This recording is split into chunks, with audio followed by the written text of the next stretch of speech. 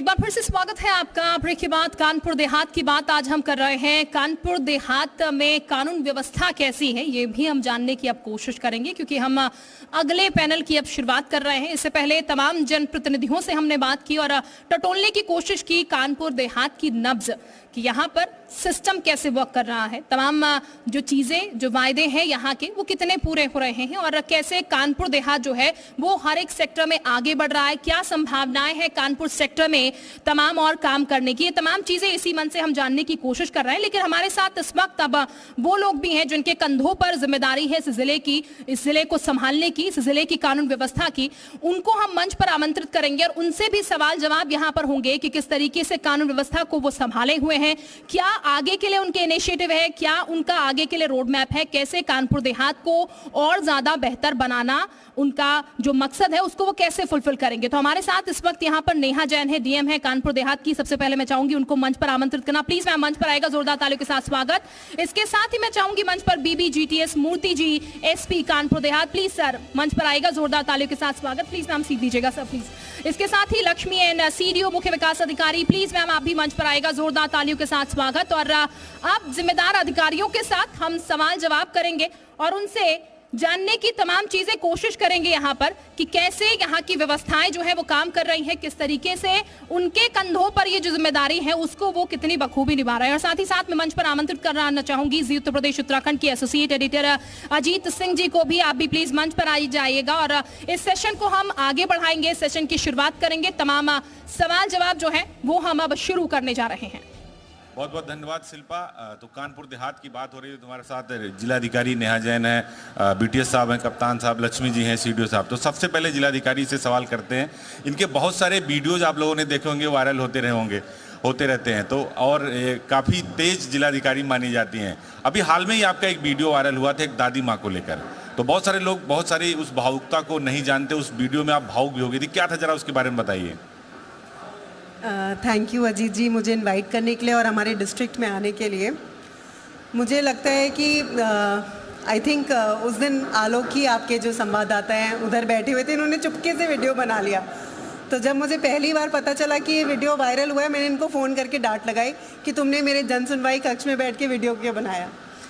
तो मुझे नहीं पता था कि वो लोगों को पसंद आएगा, बिकॉज काफ़ी हम लोग we as officers we try to be anonymous, we try to not get in to any controversy positive और नेगेटिव। हम लोग कोशिश करते हैं कि इस टाइप की चीज़ें, हम लोग एक अनोनिमस फेस देना चाहते हैं ब्यूरोक्रेसी को, but it was getting viral, it was getting good response.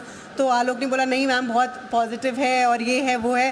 तो बट मैं ये बताना चाहूँगी वो जो दादी माँ वाला वीडियो जो आप बता रहे हैं, बहुत सारे उसके व्यूज आए थे, हमने भी देखा था उसको, काफ़ी व्यूज थे, उसमें आप भावुक हो गई थी। तो एक्चुअली हम कोशिश हम यही करते हैं, मतलब ऐसा अगर आप देखेंगे तो जो जन सुनवाई जो माननीय मुख्यमंत्री जी ने हम सभी अधिकारियों को निर्देश दिए हैं कि 10 से 2 हम लोग जन सुनवाई करते हैं, पर ना कोई अधिकारी आता है, तो उसमें हम लोग वी ट्राई टू फोकस कि हम लोग हर एक इंसान को सुन लें। जैसे आप एक डॉक्टर के पास जाते हैं, अगर आपको कोई डॉक्टर बहुत अच्छा हो, सिर्फ आप दवाई लिख के दे दे तो आप बोलोगे पता नहीं कैसे थे डॉक्टर साहब, और वो डॉक्टर आपको दवाई ना भी दे पर आपकी बात सुन ले तो आपको लगता है कि आधे तो हम ऐसे ही क्योर हो गए। तो मुझे अच्छे से बात कर ले तो लगता आई है actually try to do it on a daily basis, and वो एक चांस की बात है कि उस दिन वो रिकॉर्ड हो गया। But I would also like to appreciate that दादी माँ, उनका जो जज्बा था, आई थिंक उसकी वजह से वो वीडियो ज़्यादा वायरल हुआ है। बिल्कुल, और मैम एक अधिकारी के भीतर ये मार्मिकता जो है वो होनी चाहिए। जिस तरीके से आपने उनकी बात सुनी, वो लेटर पढ़ा, उनको समझा, वो वाकई में काबिल तारीफ था। और हर एक अफसर में इस तरीके की काबिलियत जो है वो ज़रूर होनी चाहिए समझने की। अब आते हैं बीबीजीटीएस मूर्ति साहब के पास। मैम के वीडियो तो वायरल हो रहे हैं, लेकिन किससे सर आपके भी कम नहीं है। तेलुगु इंग्लिश बहुत आसान है, लेकिन हिंदी काफ़ी डिफिकल्ट रही, लेकिन आपने बहुत आसान कर दी। देखिए कुछ हमारे सीनियर्स थे, उनका ये पूरी श्रेय जो है मैं उन्हीं को देता हूँ, क्योंकि जब से मैं इस प्रदेश में आया हूँ पहले दिन से यही कहा गया कि मूर्ति अगर तुम्हें एक अच्छा ऑफिसर बनना है तो तुम्हें यहाँ का लैंग्वेज को सीखना है।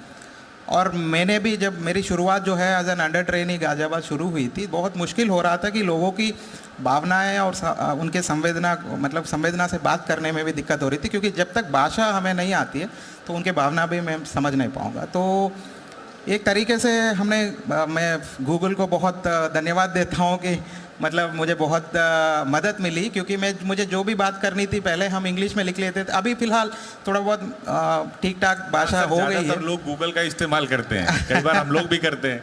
तो फिलहाल शुरुआत में मैं गूगल में अपने जितने भी वाक्य है अंग्रेजी का जो वो लिख लेता था, उसको ट्रांसलेट करके मन में रखता था।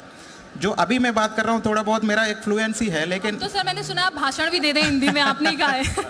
तो लेकिन उससे पहले थोड़ा सा मैं गैप लेके बहुत सोच समझ के बात करता था, लेकिन ये जो प्रैक्टिस हो गई ही उसके वजह से थोड़ा बहुत अभी भी मुझे पता है कि बहुत सारे कमियां तो होंगे, लेकिन इतना तो सक्षम बन गया हूँ कि मैं समझ पाऊँ लोगों को और कोशिश करूं कि उनके जो संवेदना है, उनके भावना है वो समझ लूं और उसी आधार पर हम काम करें। सीडीओ लक्ष्मी जी भी हमारे साथ है। देखिए नाम इनका बहुत अच्छा है, जोरदार ताली। और किसी भी जिले को लक्ष्मी की बहुत ज़रूरत होती है, वो किसी भी रूप में हो।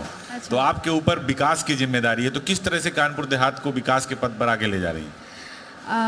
कानपुर देहात में कि नाम में ही देहात है, तो यहाँ पे काम करने के लिए एज ए सीडीओ बहुत स्कोप है, क्योंकि एज ए सीडीओ हमारा जो कार्य क्षेत्र है ज़्यादातर ग्रामीण क्षेत्र पर ही उपलब्ध है। तो इसमें विभिन्न डिपार्टमेंट्स के अंतर्गत जो कोऑर्डिनेशन का काम है, जो नया करने के लिए जो स्कोप है बहुत ज़्यादा है, और मैं तो अपना सौभाग्य मानती हूँ कि यहाँ पे काम करने के लिए एक मौका मिला है। देहात के नाम पे याद आया कि मुख्यमंत्री जी ने देहाती ब्रांड भी लॉन्च किया। नेहा जी बैठे, तो एक बड़ा काम करने का अवसर भी यहाँ पर है जी। जो देहाती ब्रांड है हमारे स्वयं सहायता समूह को एक उत्साह देने के लिए, उनकी जो काम है उसको एक अम्ब्रेला के लाने के लिए एक प्रयास है। कानपुरी देहाती का जो देहाती मॉडल है वो अपने आप में एक ब्रांड है, जिसमें हम कई सारे समूह को जुड़ेंगे और वो जितने भी प्रोडक्ट्स बना रहे हैं उसको उस ब्रांड के माध्यम से उसके मार्केट में एक